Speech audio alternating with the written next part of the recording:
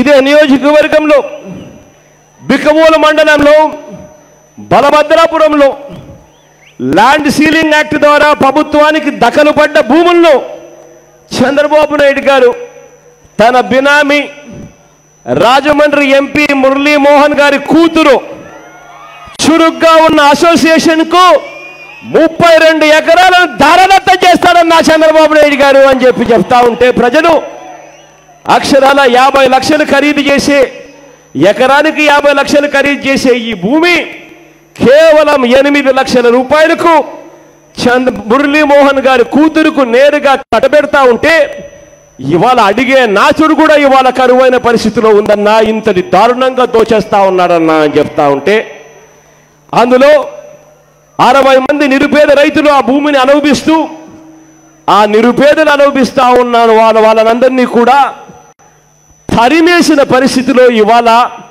ఇక్కడ కబ్జాదారులు పాల్పడతా ఉంటే ఎంపీలుగా ఉన్న వాళ్ళు ఏ రకంగా చేస్తా ఉన్నారు అని చెప్పడానికి వేరే నిదర్శనమే అవసరం లేదు.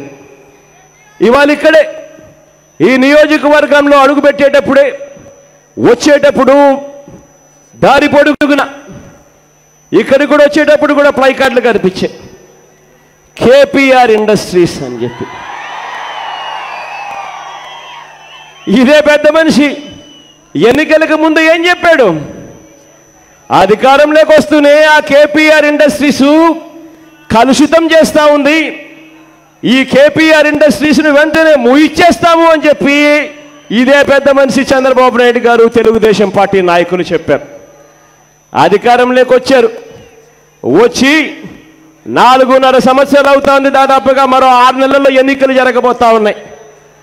ఇవాళ నేను అడుగుతా ఉన్నా, ఆ కేపీఆర్ ఇండస్ట్రీస్కు అనుమతులను రద్దు చేశాడా అని అడుగుతా ఉన్నా మిమ్మల్ని అందరినీ కూడా. నేను గట్టిగా 2 చేతుల పైకి ఇలా ఇలా ఇలా ఇలా ఇలా ఇలా ఇలా ఇలా ఇలా ఇలా అనుమతులు రద్దు చేయలేదు. దాదాపుగా 500 మంది మీద కేసులు, ఆ కేసులు ఉపసంహరించుకున్నారా అని అడుగుతా ఉన్నా మిమ్మల్ని అందరినీ కూడా. నేను గట్టిగా 2 చేతుల పైకి ఇలా ఇలా ఇలా ఇలా ఇలా ఇలా ఇలా కేసులు ఉపసంహరించుకోరు, అనుమతులు రద్దు చేయరు. కానీ ఓట్ల కోసం మోసాలు అబద్ధాలు చేసే విధంగా వాళ్ళు మాట్లాడే మాటలు ఏమిటో తెలుసా? ఆ కేపీఆర్ ఇండస్ట్రీస్లో జగన్కు భాగం ఉంది అని మళ్ళా మాట్లాడతారు. బాగుందయ్యా చంద్రబాబు గారు, నాకే భాగం ఉంది కదయ్యా, మరి నేనే దాన్ని రద్దు చేయమని చెప్తా ఉన్నా, ఎందుకు చేయడం లేదు చంద్రబాబు నాయుడు గారు అని అడుగుతా ఉన్నా ఇదే చంద్రబాబు నాయుడు గారు. ఇదే పెద్ద మనిషి చంద్రబాబు నాయుడు గారు ఒక కేపీఆరే కాదు, ఆ చుట్టుపక్కల తుని దగ్గర కాకినాడ ఎస్సీజెడ్ ఉంది. ఎన్నికలకు ముందు నాగలి పడతాడు, నాగలి బట్టి అధికారంలోకి వచ్చిన తర్వాత ఆ భూములన్నీ రైతులకు తిరిగి ఇచ్చేస్తానంటాడు. అప్పుడు ఎన్నికలకు ముందు ఏమంటాడు? ఆ భూములు కాకినాడ ఎస్సీజెడ్ జగన్కు భాగం ఉంది అన్నాడు. 4 ఏళ్ళు అయిపోయింది, భూములు వెనక్కి ఎందుకు ఇవ్వలేదు చంద్రబాబు నాయుడు గారు అని అడుగుతా ఉన్నా ఇదే చెత్త మనిషి చంద్రబాబు నాయుడు గారిని. నోరు తెరిస్తే అవతలోడి మీద బండలేయడం, అవతలోడి మీద అబద్ధాలు చెప్పడం, జీవితం అంతా వెన్నుపోట్లు మోసాలు అబద్ధాలు తప్ప ఏమైనా ఉన్నాయా ఈ పెద్ద మనిషి చంద్రబాబు నాయుడు గారికి అని అడుగుతా ఉన్నా. ఇవాళ ప్రతి ఒక్కరికి కూడా చెప్తా ఉన్నా, అధికారంలోకి వచ్చిన వెంటనే ఆ కేపీఆర్ ఇండస్ట్రీస్కి ఇచ్చిన అనుమతులు పూర్తిగా రద్దు చేస్తామని చెప్పి మీ అందరికీ కూడా హామీ ఇస్తా ఉన్నా. అంతేకాదు దాదాపుగా 500 మంది మీద కేసులు పెట్టారు, ఆ కేసులన్నీ కూడా వెంటనే ఉపసంహరించుకుంటామని చెప్పి కూడా హామీ ఇస్తా ఉన్నాను. ఇవాళ ఇదే కేపీఆర్ ఇండస్ట్రీస్కి సంబంధించిన యాజమాన్యానికి కూడా నేను మీ అందరి తరపున మైకు పట్టుకొని రిక్వెస్ట్ చేస్తా ఉన్నా, పరిశ్రమలు రావాలి, అది అందరికీ అవసరం, ఉద్యోగాలు రావాలని అందరం కూడా కోరుకుంటాం.